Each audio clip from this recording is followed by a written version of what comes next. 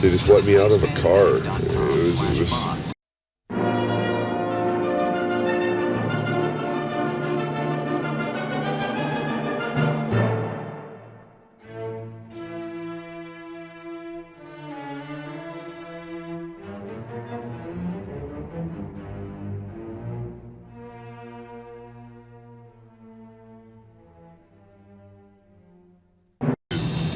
where they brought me out.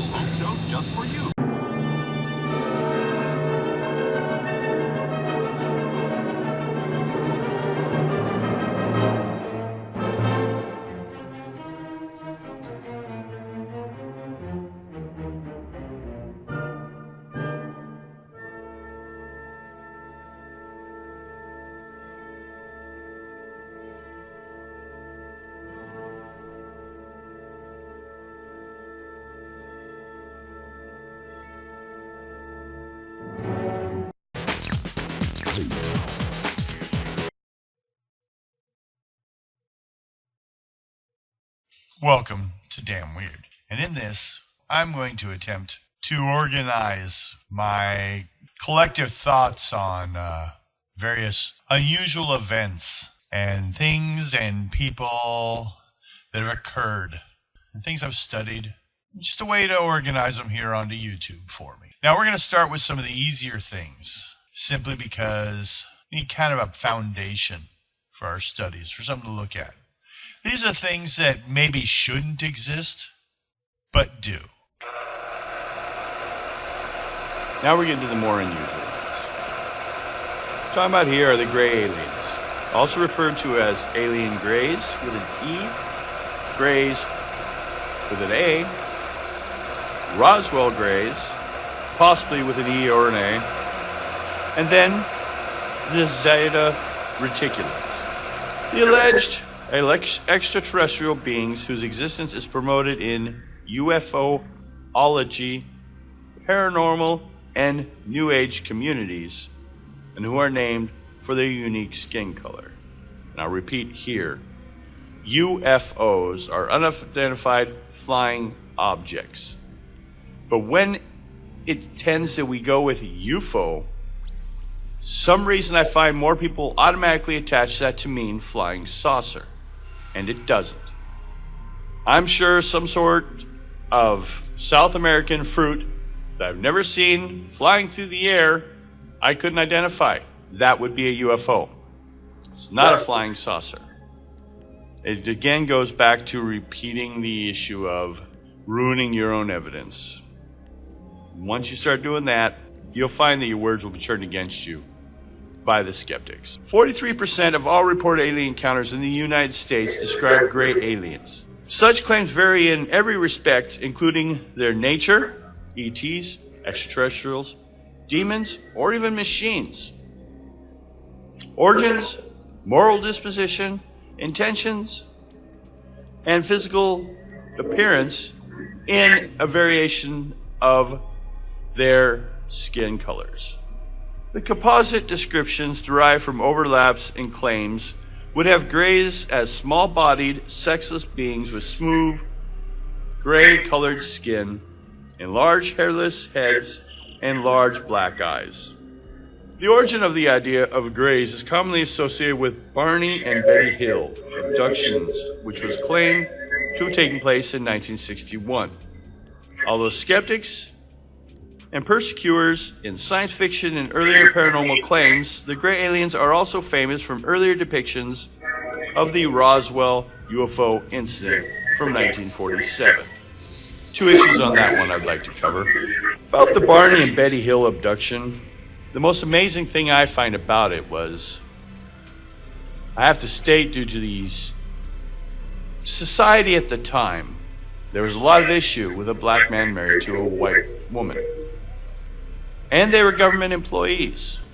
Such a report was an endangerment to their lives as well as their jobs. There's nothing to gain and everything to lose in this activity. They just came forth because they needed help.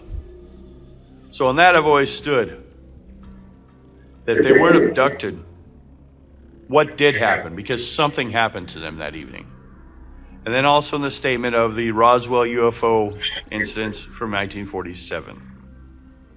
In most, if not all of my research into that, I found that there were very few reports of actual aliens in the early days of the crash.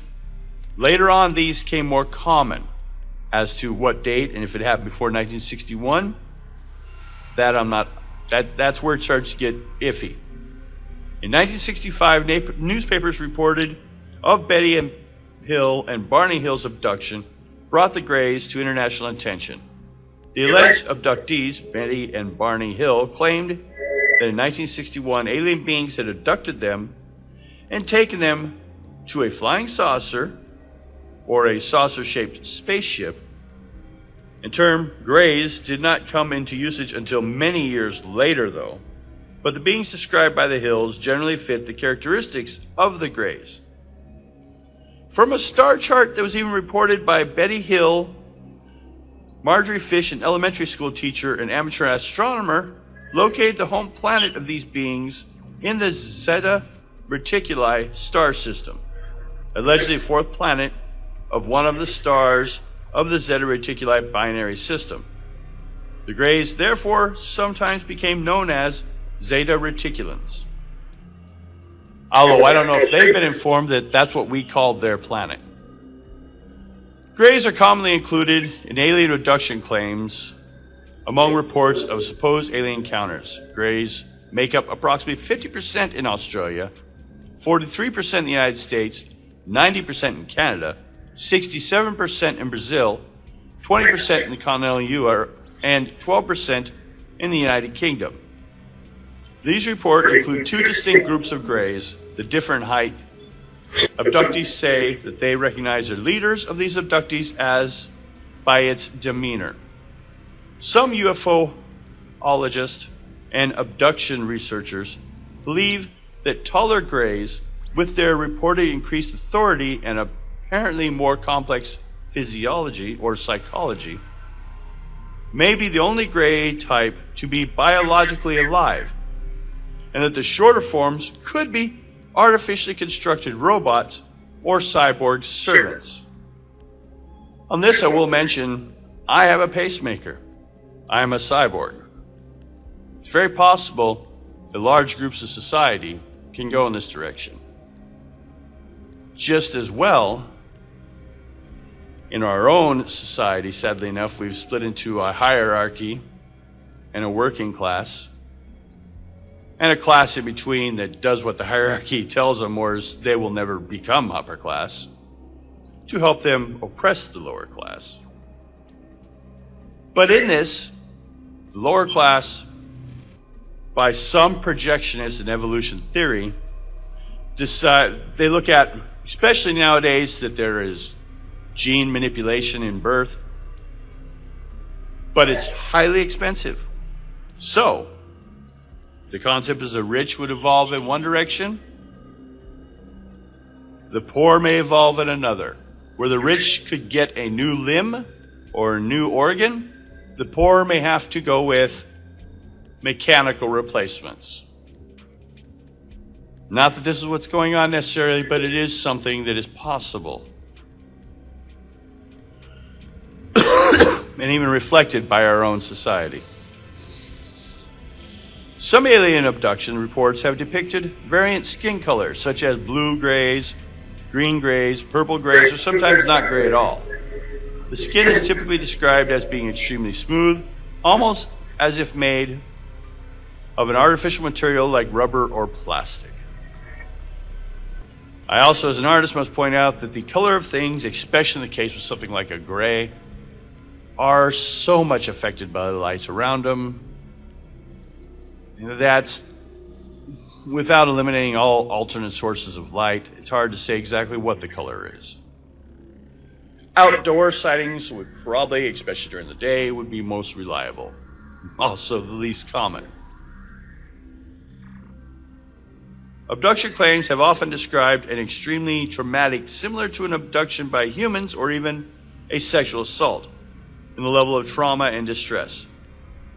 Research has shown that emotional impact of perceived abduction can be as great or even greater than that of combat, sexual abuse, and other traumatic events. The eyes are often a focus of abduction claims. They are said to not move or focus in any observable way to the naked eye. Claims have often described the Greys as staring into the eyes of abductees when conducting mental procedures.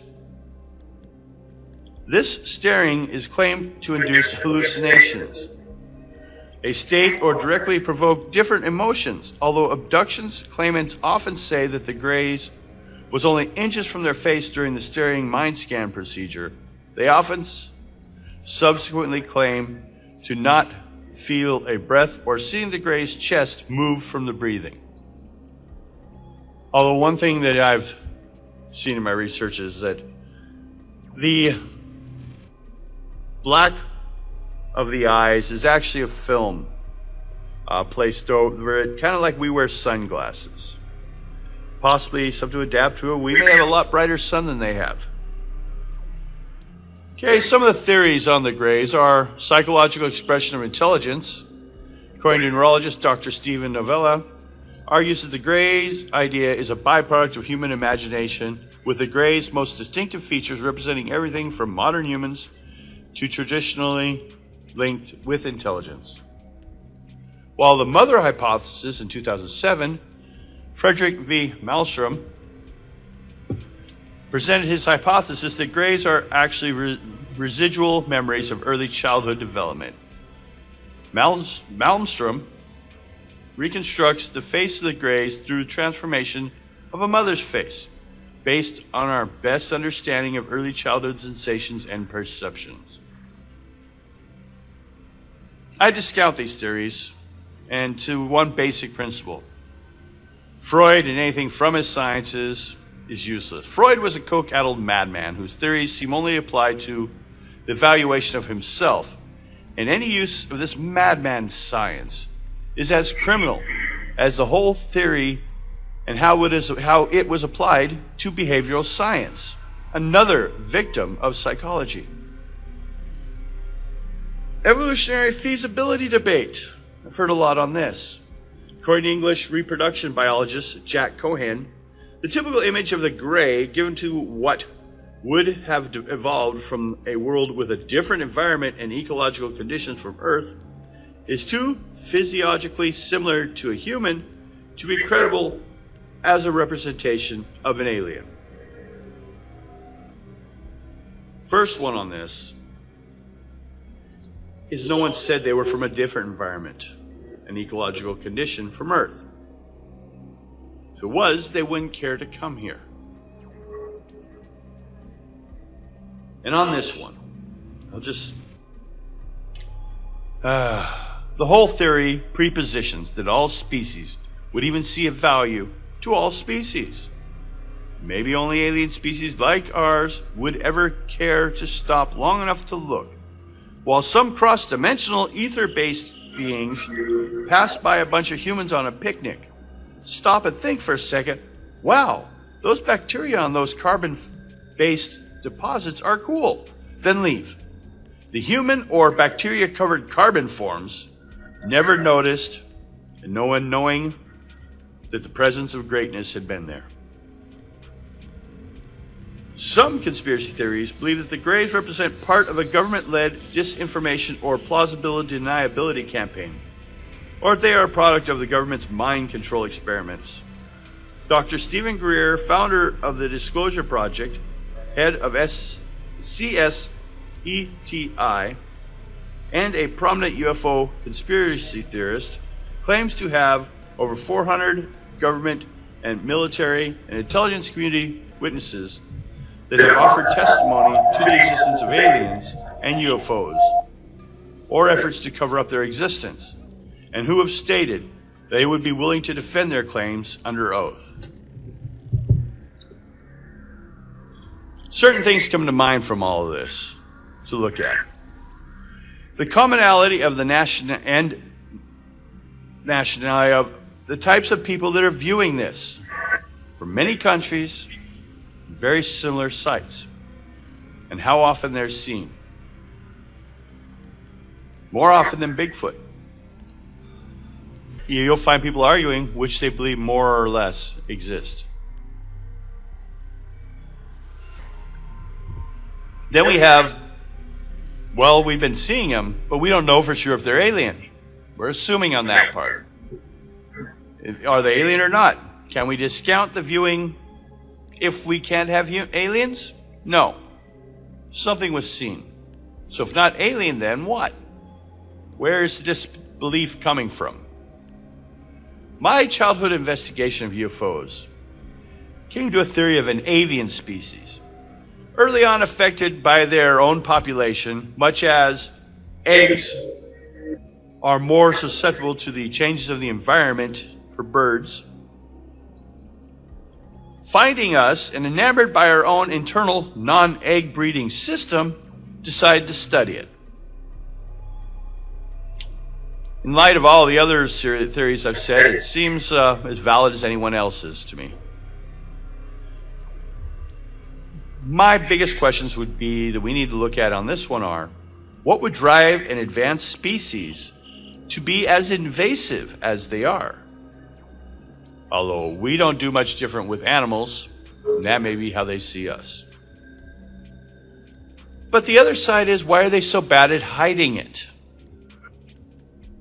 Why can they not fully wipe the memories if it is happening? Are they sloppy or just in a hurry? One would have to question, is the fate of their own species at risk? And that's what would cause them to make such choices? Go such distance? Hi.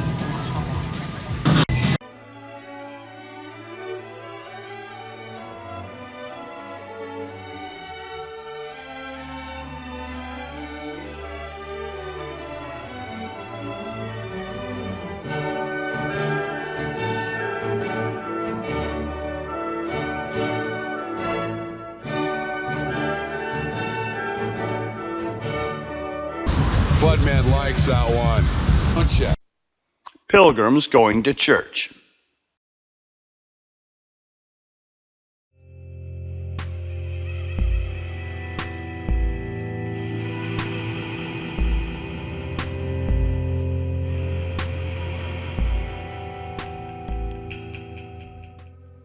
The colony at Plymouth, after the first few years, took on a semblance of permanence. Education was beginning, and of course attendance at church was the accepted thing. The Pilgrims were, however, far less militant in their religion than the Puritans, who in 1629 and 1630 settled the larger colony of Massachusetts Bay. They arrived in force at Salem, then Boston, and finally settled 7 other towns. They were recruited from the businessmen of England and brought with them the instinct for trade to the New World.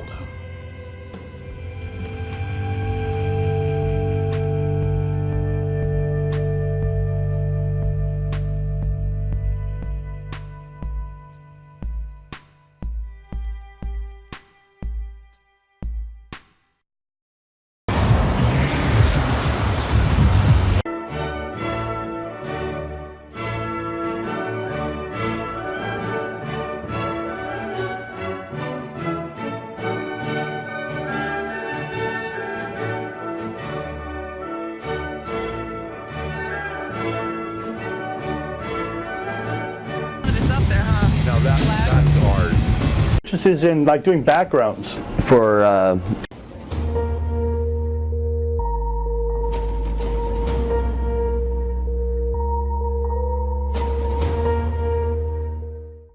Old Man Rant, number 6, higher education. Lower class tend to make fun of it, as well as the middle class, at least in my experience, for becoming educated. Or, as I've heard from some people, educated. Seriously. Somehow the people saying this sees that as humorous upon people, only screams of their ignorance of those saying it. Where is it that the smart kid was the one in the shows that was made fun of, was picked on, the dad didn't like? The jock, who actually in society, unless there's a few times they become professional, most of the time would become a cop, that I've seen. And other than that, we're not that great of people, though.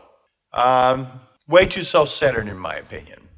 All the while that they make fun of those who are educated, the upper class is using this, or as I like to call them, the overclass, is using it to help establish their own existence and power and control over those that they see as needing control for their own sake. Now, make it clear, I find education very important, and it needs to be unleashed upon the masses. Society overall would improve if everyone could be fully educated. It's nothing but advantages. There'd be more tax money, everything. But they might lose dominance or control. Ask the American Indians what they think about that, about needing controlled. Or I should maybe restart. It's not always that dark, and that expresses a danger in education. You may not like what you learn, but hopefully the idea of not knowing the truth is worse. I started out just wanting to be an artist. As a child, we were low on funds, so I felt bad about coloring my coloring books. So I learned to copy what was in the book to a separate page and color that. Then I could come back to the original book later and make a new copy. And when I was a kid, copying machines were not openly available. Now you just print that page out again and go ahead from there. I didn't know why everyone else did not do the same, though. It seemed wasteful. I would show people what I did, and they would say, "That's stupid," or "It's too hard." I found that in my existence, it was not stupid or too hard. It saved money while actually doubling my entertainment. I drew the first picture, and then I colored it. And wow, unlike a used crossword puzzle, I can return to it and do it again. Everything you were told about the past was a lie. If only by omission.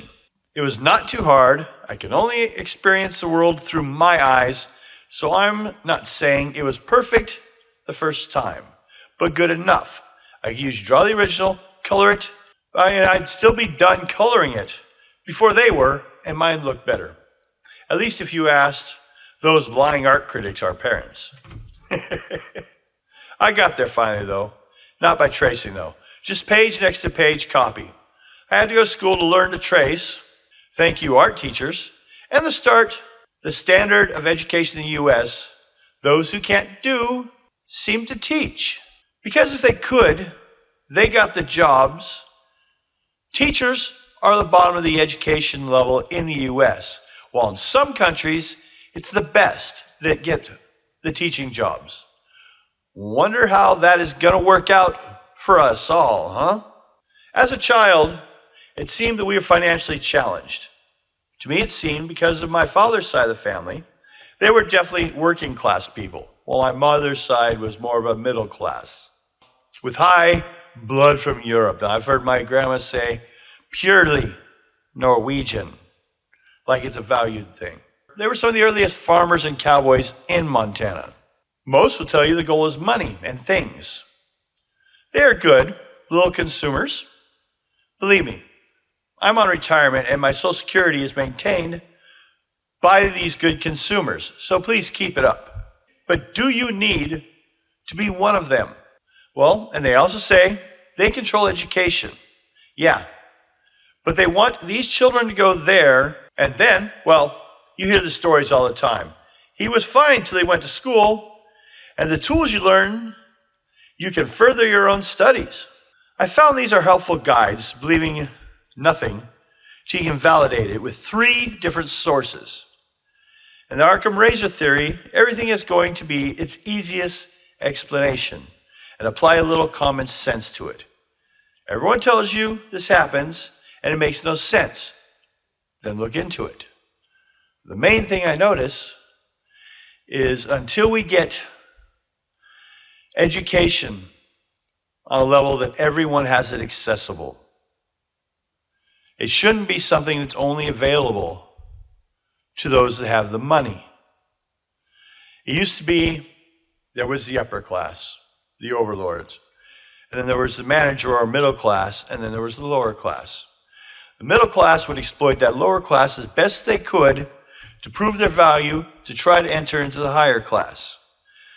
Higher class tended to only allow people that have been properly trained or educated. Half of the education used to be how to behave in public, how to be trained. So you had to go through these stages before they would even think about accepting you. Now there's such a spread between them all. Middle class still exploits the working class. The upper class just sits on their thrones and laughs about it all, because the range between the next two stages are that unless someone cheats a system, you really can't get from middle to upper class. And once you got there, they're not going to accept you anyways.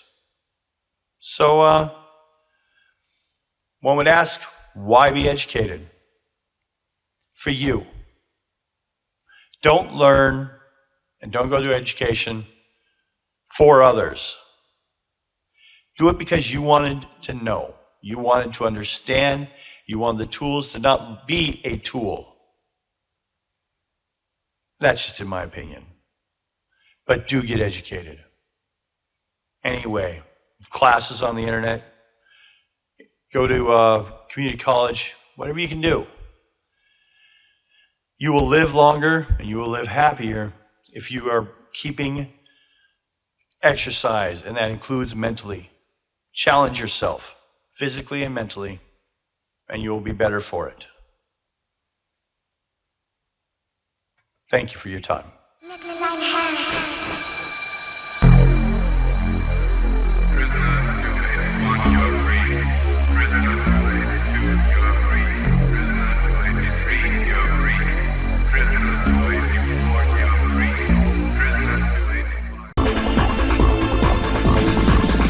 Any questions for him about this? Actually, yeah, I was going to ask him how